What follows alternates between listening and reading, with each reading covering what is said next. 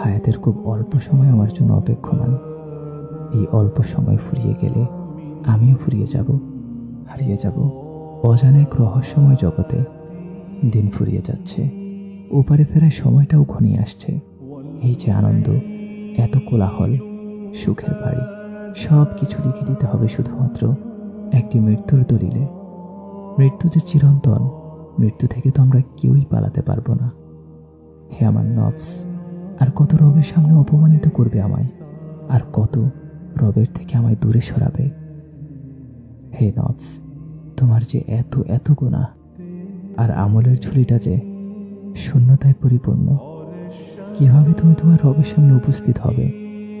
হে আমার নফস, এবার থামো, এবার থামো। আমাকে আমার রবের কাছে ফিরতে দাও। আমার নিস্তব্ধ কবরে থাকবে না কোনো কোলাহল, থাকবে না কোনো বাঁধ ভাঙা আওয়াজ।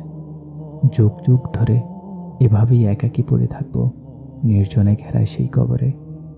যুগের পর যুগ ধরে কেউ কাছে আসবে না, কেউ খোঁজ নিবে না। আমার কাছে আসতেই অনেকে ভয় পাবে। সেই কবর, সেই নির্জনতা, সেই একাকিত্ব। তবুও আমি দুনিয়ার আয়োজনে আসক্ত হয়ে আছি।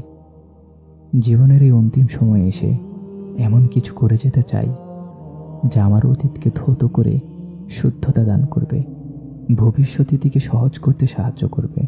হয়তো এই সময় শীঘ্রই ফুরিয়ে যাবে, আজ বা কাল কিংবা যে কোনো সময়।